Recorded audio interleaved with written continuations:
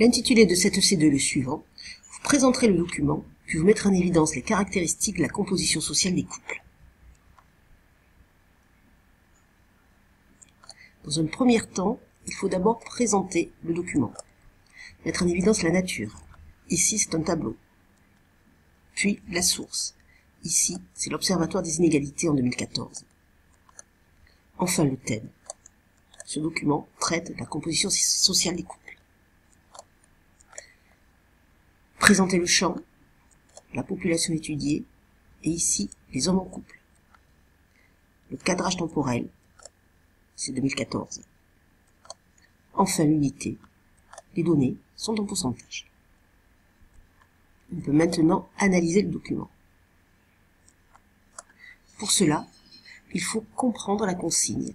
Autrement dit, analyser les mots indiquant le travail à faire. Ici, il faut mettre en évidence. Autrement dit, présenter. Mettre en évidence des caractéristiques, c'est-à-dire les spécificités. Et enfin, la composition sociale des couples. Il faut donc comparer la PCS de l'homme et de la femme au sein d'un couple. On peut alors reformuler la question. Comment se constituent les couples? Est-ce au hasard, le coup de foudre, ou bien y a-t-il un déterminisme social? On peut maintenant lire le document. Dans la première colonne, il y a la PCS de l'homme, que l'on va relier à une autre variable, celle qui est donnée en première ligne, la PCS de la femme. Pour bien lire les données, il faut trouver la clé de lecture, qui nous est donnée par le sang. Celui-ci est dans la dernière colonne, en face de la PCS des hommes. Le sang représente donc la PCS de l'homme.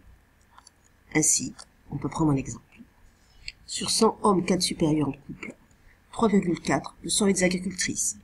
Dit autrement, 3,4% des hommes cadres en couple le sont avec des agricultrices. On peut maintenant savoir ce que l'on peut tirer de ce document. Il permet de connaître la formation des couples. Quelles sont les PCS respectives de l'homme et de la femme.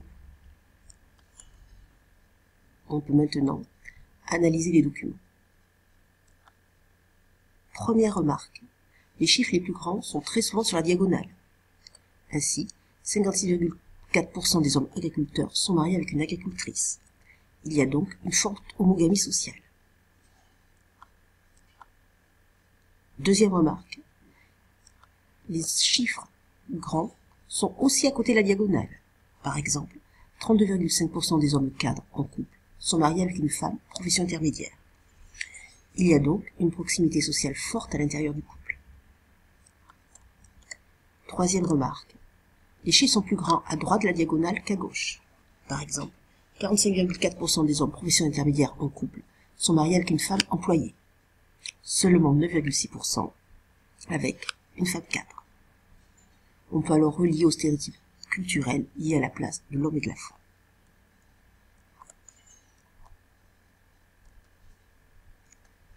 Une exception apparente, les hommes ouvriers.